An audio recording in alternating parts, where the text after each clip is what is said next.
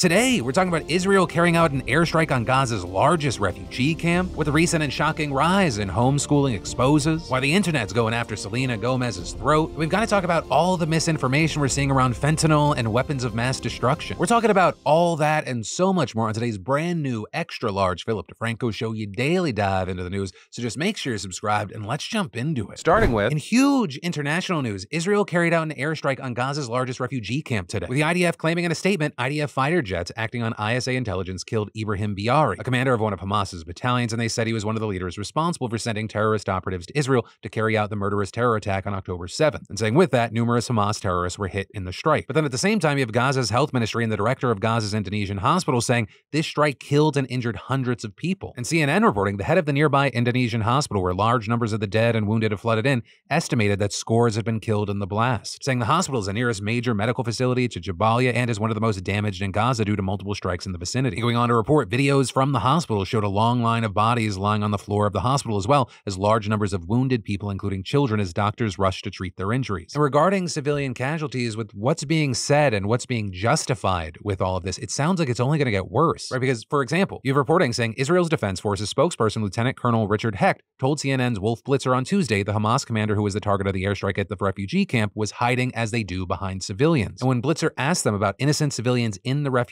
camp, he responded, "But you know that there are a lot of refugees, a lot of innocent civilians, men, women, and children in that refugee camp as well, right?"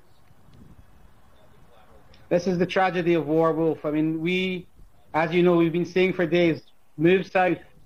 Civilians that are not involved with Hamas, please move south. But again, with that, critics saying, how are they supposed to receive that message? How are they supposed to get to somewhere safe where even refugee camps are being bombed? Because whether Hamas is lying or not here, right, they claim that their leader wasn't actually in there. Innocent civilians died, or died's not even the right word, they were killed. And this notably as we're seeing things like a UN human rights official leaving their job over what he called a genocide in Gaza, one that he says that the UN has failed to stop. And with that, accusing the United States, the United Kingdom, and European countries of giving political and diplomatic cover for Israel's atrocities. And we need to be able to talk about these horrors without someone saying, hey, when you criticize Israeli attacks, that's somehow anti-Semitic. Because we talked about anti-Semitic issues that are on the rise that are very concerning yesterday. These are not the same two things. But ultimately, that is where we are with this situation right now. Of course, it is all still developing. We're waiting for more details to come in. But in the meantime, of course, I'd love to know your thoughts here. And then a chunk of the internet is pissed off at Selena Gomez right now. Because over the past month or so, we've seen a ton of big names speaking up about Israel and Palestine. Some getting praise, some getting backlash, some getting honestly both. And for a while with that, people have been upset that Selena Gomez hasn't said anything. Right? Because with 430 million followers, she is the most followed woman on Instagram. And she has spoken out about other crises before, with people pointing to Ukraine, gun violence, mental health, and more. So you had this growing group frustrated that she was staying silent on such a major global issue. And that ultimately leading to her last night addressing that with a statement that has only now made people angrier. Writing on her Instagram story that she has been taking a break from social media because her heart breaks to see all the horror, hate, violence, and terror. Adding people being tortured and killed or any act of hate towards any one group is horrific. And saying we need to protect all people, especially children, and stop the violence for good. I'm sorry if my words will never be enough for everyone or a hashtag. Then adding she just can't stand by innocent people getting harmed. It makes her feel sick. And then closing with,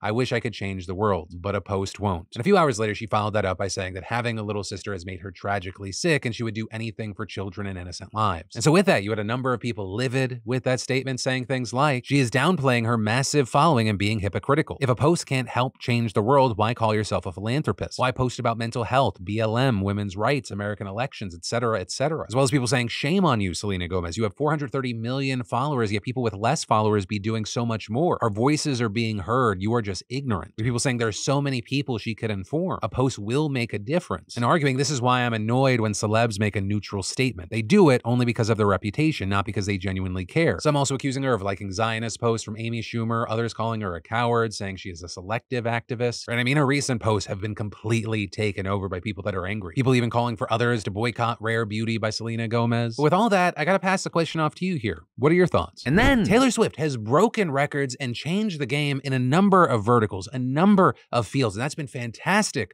for her. But For industries that are scared that other people are going to do it, we're seeing them try to shut the door behind her. With, for example, record labels absolutely terrified of the success Taylor Swift has had with her re-recordings. Which, if you're unfamiliar, you need a little refresher. Taylor Swift started an effort to re-record her first 6 albums a few years ago after the rights to her masters were sold to music mogul Scooter Braun. And so these new recordings are called Taylor's version, and they have been incredibly successful so far. And the now most recent, 1989, getting released over the weekend to huge numbers, breaking records on Spotify, even on track to outsell the original release of the album, which was in 2014. And of course, the record labels aren't a fan of this because those new versions of the album devalue the original recording significantly, especially when a musician has as loyal a following as Taylor does. I mean, so many fans won't just go, yeah, I'll autoplay whatever. They will fully cut ties with the old work and make them a thing of the past. So it just ends up being a massive L for whoever owns the original release. And so the industry has responded like, hey, we're the one that do the fucking. We don't get fucked. And so outlets like Billboard are reporting that record labels are trying to take steps to prevent artists from re-recording their work. And they're specifically doing this by using new contract language. And some of that language saying that artists cannot re-record their work until 10 or even 30 years after their contract ends, which is a lot longer than what's standard right now, which is a waiting period of 5 to 7 years after the album came out, or 2 years after the contract's up. Though with all this, in response to it, Universal Music Group, which actually owns the label Taylor works with now, they claimed it had been making contract changes since 2021, just as a re-recording effort started before we saw the full scale of its success. And while she's not the first major artist to ever re-record her work, Taylor's versions have been undeniably successful. So successful that it's made other artists want to follow in her footsteps. With a board member of the Music Artists Coalition previously speaking to the Wall Street Journal after Taylor re-released Red, saying, "What Taylor did is a game changer, not just for her fans, but for other artists. She is inspiring artists to re-record their songs and control their music. Taylor is leading by example, showing fans and artists that it's possible to take control of their future." And so understandably, tons of people seeing this news are pissed, right? Because obviously this isn't what Taylor wanted to accomplish with her re-recordings. Right? In addition to take control of her own work, she was trying to expand artist control, not destroy it. And so you had people saying things like, God forbid artists owned their work. And this is genuinely evil. Artists deserve the right to take back their work if it's stolen from them under predatory practices. But really, I would argue that this was kind of inevitable. Because once again, it's not like the labels were going to see this and go like, wow, those guys lost a lot of money because she did that thing. We should just continue doing nothing about it. And then, y'all, very soon, a plane's going to be taking off from a military base in California. And once it is directly above Los Angeles, it's going to open its doors and unleash a swarm, specifically of millions of fruit flies. They'll be pouring from the belly of the beast and descending upon the city in droves, either as a way to usher in the end of days, or, if you believe Gavin Newsom, it is just a temporary measure to combat invasive species. And that's because wild Mediterranean fruit flies were recently discovered in Los Angeles, and they damage over 250 fruit and vegetables by laying eggs in them. And with that, it's believed that if their population spirals out of control, it could cost the state up to $1.8 billion per year. So as far as, well, why do we want more fruit flies? Where are you going to dump more fruit flies if the situation is too many fruit flies bad? It's because these new fruit flies are reportedly sterile, meaning that they'll fire blanks into the existing females until they all die off. And this is actually a method that's been used effectively to manage invasive species since 1996. And at this time, officials say that they've set up a quarantine area of 69 square miles covering parts of Culver City, South LA, and Central LA, with a spokesperson saying planes will drop around 250,000 fruit flies per square mile there every week for 6 months or longer. So yeah, if you're in LA, very likely you're going to see more and more fruit flies, at least for the short period. And it'll be interesting to see how effective this is because looking into it, a female can lay 500 eggs. And then, my dogs are a huge part of our family, and nutrition is very important for their life and well-being, but it can also get costly. So I want to thank the sponsor of today's show, Sundays, because Sundays is fresh dog food made from a short list of human-grade ingredients containing 90% meat,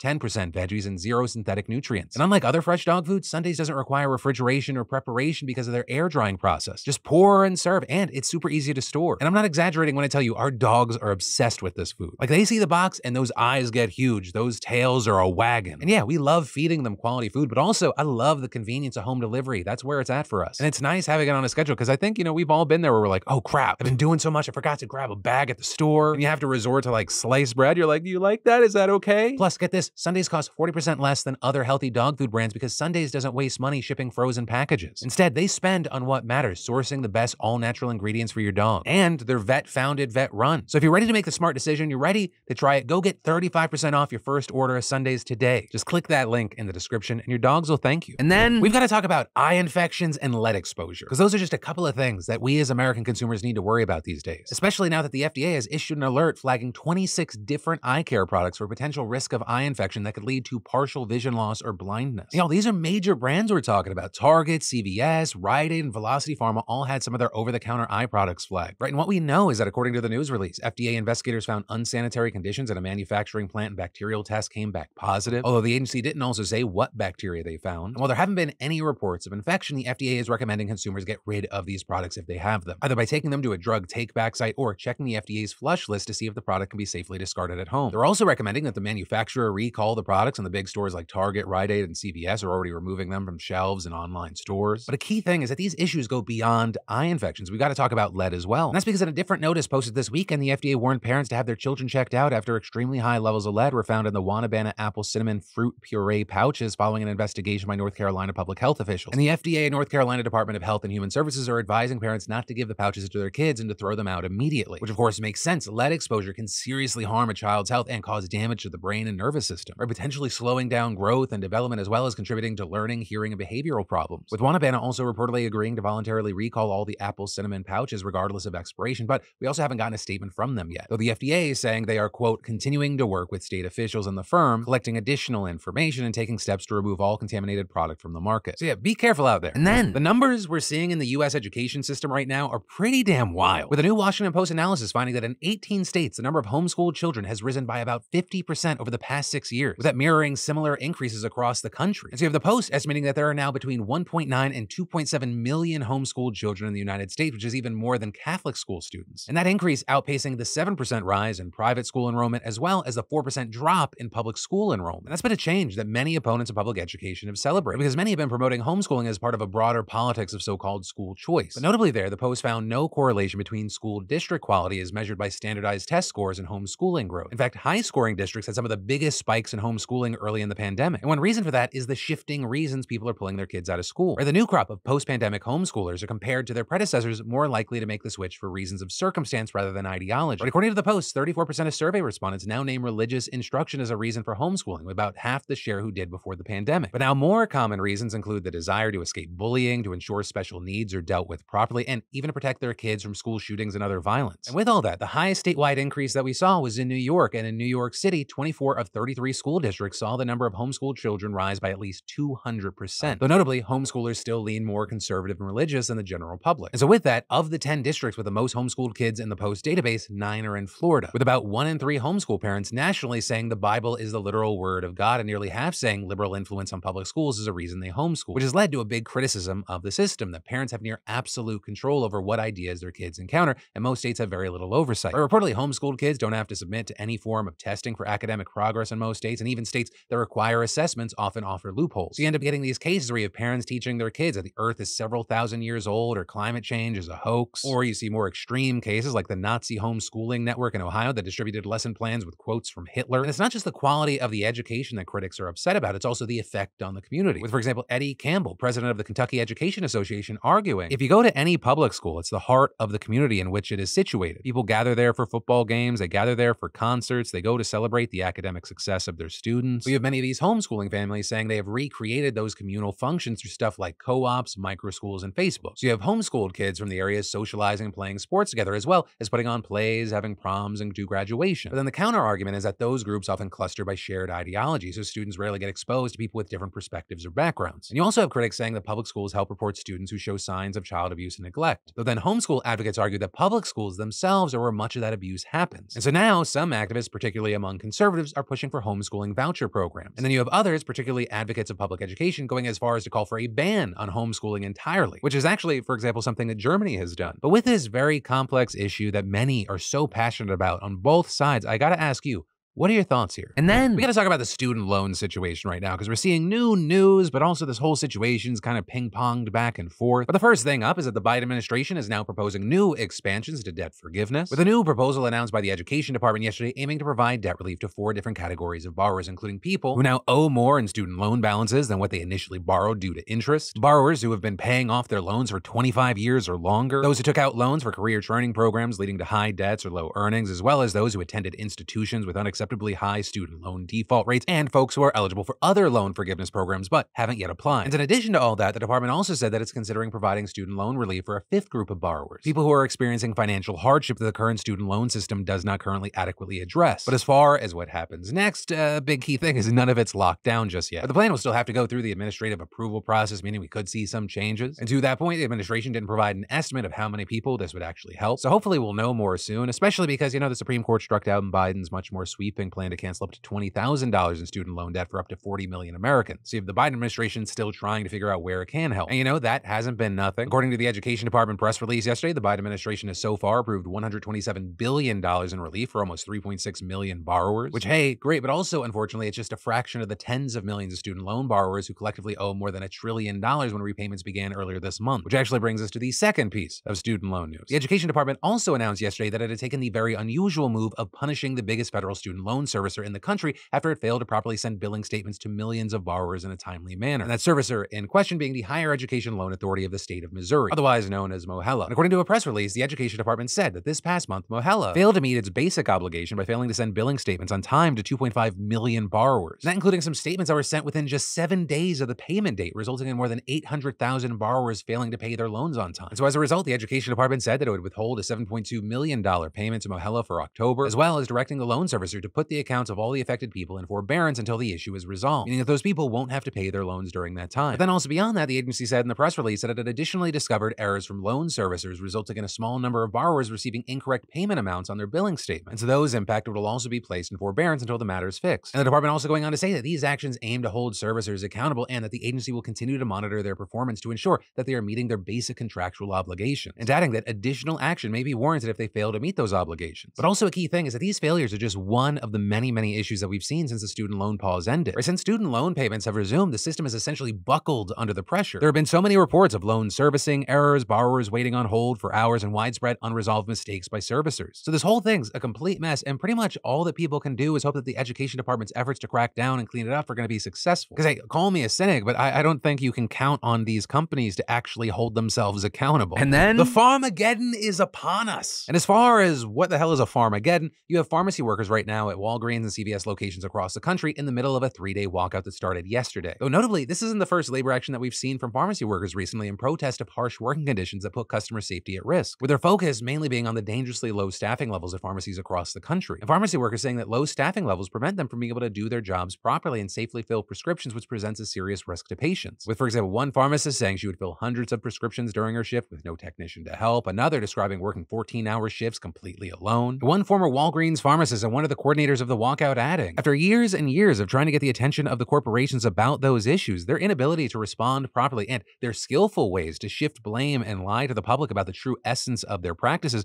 which have eventually led to this public crisis and unsafe conditions, employees really had enough. And so the walkout's been dubbed Farmageddon on Facebook, where most of the organization has taken place. And one of the coordinators, Shane Jarominski, he said that there will be over 5,000 pharmacy workers participating over the 3 days. And then to wrap up their walkout, the organizers have a demonstration planned for tomorrow outside the Walgreens headquarters in Deerfield, Illinois, with the big goals of the pharmacy workers being to pressure the companies into hiring more workers and establishing mandatory training hours, among other things. And with all this, we've seen them get support from established unions in adjacent fields. And among those, you had the American Pharmacists Association backing the walkout as well, with their CEO saying, quotas on the number of prescriptions filled per hour or vaccines administered per day or even time to answer the phone simply fail to recognize that the pharmacist-patient relationship is not transactional. It is a special covenant, and supervisors who distill everything down to numbers and time metrics are destroying that relationship in the name of profitability. This must stop immediately. Now, also, one of the big things here is the majority of Walgreens and CVS pharmacy workers are not unionized, which has made walkout organization more complicated, and it's unclear just how far-reaching the impact is and what the actual numbers will look like. And so far, you have a Walgreens spokesperson saying that only 2 of their 9,000 stores have actually been affected as of yesterday afternoon, and a CVS spokesperson said that it's, quote, business as usual. But then you have Jarominski telling CNN that there have been at least 25 store closures. So right now, we're not really sure the true scale of the walkout. Though you also have CVS saying there's been, quote, continuous two-way dialogue with the pharmacists to address their concerns. And Walgreens has said they have many efforts focused on recruitment and retention of pharmacy staff. But for now, we'll have to wait and see. And if you happen to see this at your local CVS or Walgreens, let us know. And then, life doesn't happen bi-weekly, so why should your payday and the money you earn can be in your hands today thanks to the sponsor of today's show, Earnin. Earnin is the app that gives you access to your money ASAP. You can access up to $100 a day or up to $750 per pay period, just like that. You just download the Earnin app, verify your paycheck, and access your money in minutes. You can also leave an optional tip if you'd like, and don't worry about scheduling payments. It's automatically repaid from your next paycheck. Because there are times when money isn't moving as fast as your life is. A last-minute thing, something super special, maybe an unexpected trip to the vet, and Earnin has you covered. Earnin helps give you peace of mind when it comes to cash, and over 3.5 million customers agree. So download Earnin today, spelled spelled EARNIN in the Google Play or Apple App Store. When you download the EarnIn app, type in Philip DeFranco under podcast when you sign up. It really helps out our show. That's Philip DeFranco under podcast. Subject to your available earnings, location, daily max, and pay period max. See earnin.com/TOS for details. And EarnIn is a financial technology company, not a bank. Bank products are issued by Evolve Bank and Trust, member FDIC. And then, should fentanyl be legally classified as a weapon of mass destruction? That is a real, genuine debate that's happening at the highest levels of government right now. And some key agencies like the DoD, Homeland Security, and the FBI are actually already preparing. In fact, as far back as 2018, you had the FBI's Weapons of Mass Destruction Directorate issuing an internal bulletin on this. With that report, which wasn't officially made public and was given to The Intercept by a former federal law enforcement official, saying that fentanyl was very likely a viable option for a chemical weapon attack by extremists or criminals. But it also added that the FBI found that the likelihood of that threat is a low probability because there's no known credible threat reporting on the use of fentanyl as a WMD in the US. But the FBI still went on to explain that it had assessed the drug to be a likely viable option for a WMD because it is so toxic. And that bulletin specifically warning that even just short-term exposure to fentanyl, including through accidental skin contact or inhalation,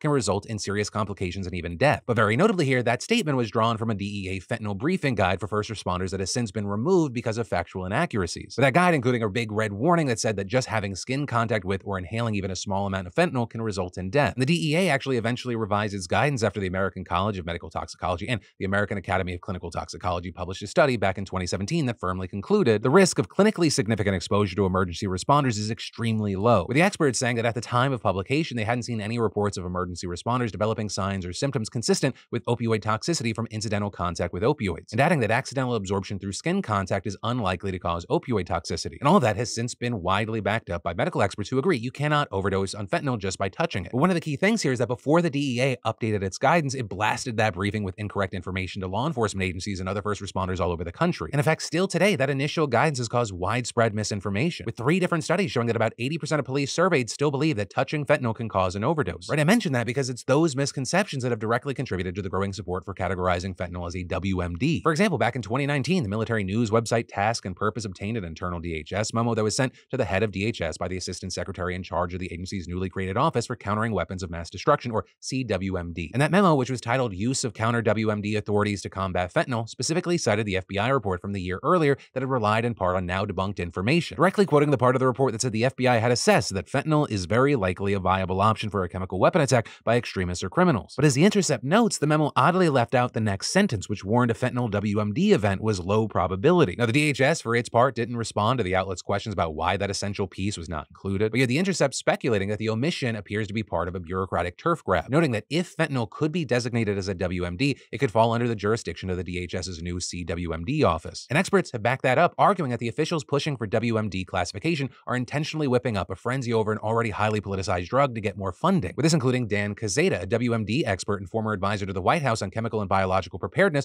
who told Task and Purpose back in 2019 that the DHS memo reads like somebody is laying the administrative background for trying to tap into pots of money for detecting WMD and decontaminating WMD, and adding it's an interdepartmental play for money. That's all it is. And also saying that is still true today, with him telling The Intercept that the effort to treat fentanyl as a WMD involves emergency responders giving fentanyl mythical properties that toxicologists and anesthesiologists who use the stuff all the time refute, and even asking the question, is it the next anthrax scare, a way to beg for budget, training, and equipment? And notably there, we've already seen that effort working for DHS. Right in the 2019 memo, the Assistant Secretary of the CWMD office said that by looking at fentanyl as a WMD, his office could develop and deploy a number of technologies, including sensors to detect the drug. And sure enough, later that same year, the DHS's Science and Technology Directorate announced that they were working with a private firm to develop a device capable of detecting fentanyl. And very notably here, in that announcement, the agency also repeated the false claim that fentanyl can be absorbed through the skin, and saying it puts many first responders at risk of a fatal contact overdose. And then the next year, the CWMD office gave a government contractor $1.7 million to produce another detector to screen for small amounts of fentanyl outside of parcels. But also here, it's not just law enforcement and government agencies that have been pushing this effort. As the fentanyl crisis gets worse and worse, and understand, it is, and it's killing more and more people, politicians are under increasing pressure to act. And recently, we've seen an increasing number of them doing this by echoing those same calls. For example, back in June of 2022, Representative Lauren Boebert introduced the Fentanyl is a WMD Act with the backing of nearly a dozen other Republicans. And in a press release detailing the bill, Boebert argued that fentanyl could be weaponized by citing, you guessed it, that faulty 2018 FBI bulletin that said that fentanyl is very likely a viable option for use as a WMD. And very notably, like the 2019 DHS memo, which she also cited, Boebert specifically left out the next line where the FBI explicitly says that it has a low probability of happening. But in addition to the possibility of weaponization, the press release also argued that the designation would actually help them get the fentanyl crisis and opioid epidemic under control. And that was also echoed a few months later in a letter signed signed by a group of 18 state attorneys general urging President Biden to categorize fentanyl as a WMD or encourage Congress to if he determines that he doesn't have the sole power to make the decision. And again, like Boebert, the group argued that this classification be made both to avert the possibility of fentanyl being used as a weapon and to address the crisis at large. But importantly, experts have pushed back against this idea, with many in fact arguing that it's only going to make the situation worse. With, for example, an emergency physician and medical toxicologist at Johns Hopkins Hospital telling Vice, that sounds like a dumb idea. It's not a terrorist weapon. And I think if we try to treat it like a terrorist problem, if we try to treat it like a weapon of mass destruction, we're handling it the completely wrong way. And that was echoed by Eric Reinhart, an anthropologist of law and public health and resident physician at Northwestern University,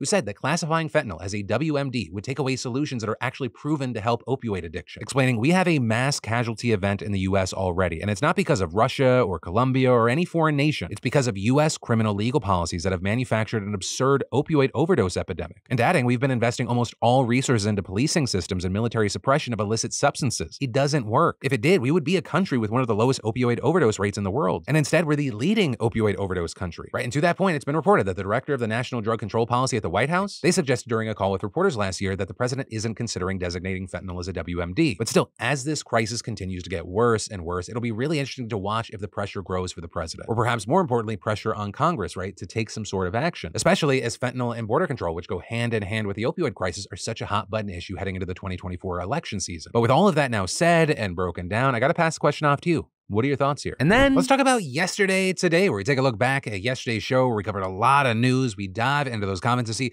what are you saying? What are your opinions? Maybe sometimes what are your experiences connected to the stories? Starting with the comment, hey Phil, the 0000 in the description is ruining the chapters. Needs to be 000 for it to work. Matt, know that the proper people were punished, beaten, shamed, and none of that actually happened. I just changed it in the description really quick, but thank you. But the show is as long as they have gotten. I know that those time codes are very helpful. Though as far as conversation about the stories, there was a lot of people talking about that detective, saying if you're going to openly help someone whom you believe to be a murderer simply over a petty squabble, then you shouldn't be a police officer in any capacity. People calling the situation mind-blowing and saying the fact that the precinct kept him on the job is not surprising, but infuriating. Some also asking why doesn't the officer get treated like every other witness that refuses to testify, saying subpoena him and force him to testify. Why do we act like there are special people with special privileges and special status? No. Rule of law applies equally to everyone. Force them to pick testify or jail. Then regarding the Charli D'Amelio controversy and debate, we saw someone claim, I encountered Charli D'Amelio while working at Halloween Horror Nights at Universal Studios Hollywood this year. I was closing a heavy tram door for her group when a fan tried to run on and get a picture with her. The door swung down, so when I stopped/caught the door, the shocks pulled it back up, injuring my shoulder. I yelled out in pain while Charli and her friends proceeded to take selfies with the kid and his friends. I explained to her tour guide that I need to close the door, and they have the oblivious audacity to tell the kids, okay, 15 seconds for photos, then we've got to go. What? That was 15 extra seconds where my hand was stuck in the door pull and my shoulder injury was being aggravated. They're actively delaying the operation of the tram for everyone, ignoring basic safety rules. My shoulder is in immense pain and they're taking selfies. I ended up on modified duty for 3 days because of it. It's now a running joke in the break room that Charli D'Amelio broke my shoulder. Influencers who have never had a real job need to get a grip. Just because kids want to take a picture with you wherever you go does not make you better or more important than anyone else, and I'm actually embarrassed for her putting selfies over safety and not even realizing it was a problem. Also adding, before anyone comes for me, I think it's nice that Charli was engaging with her fans, but not at the expense of safety. The fans got their pictures, but I got hurt, and that's not okay. And others adding, I work as a cashier in a grocery store. If the D'Amelios tried to do my job, they'd be ugly crying in the dairy cooler within an hour. Also adding, 100% agree with you on there should be a requirement to work a year in fast food or retail to graduate high school. But that is where your daily dive into the news is going to end today. Though, for more news you need to know, of course, I got you covered right here. You can click or tap, or I got links in the description down below. And of course, as always, my name's Philip DeFranco. You've just been filled in. I love yo faces, and I'll see you right back here tomorrow for more news.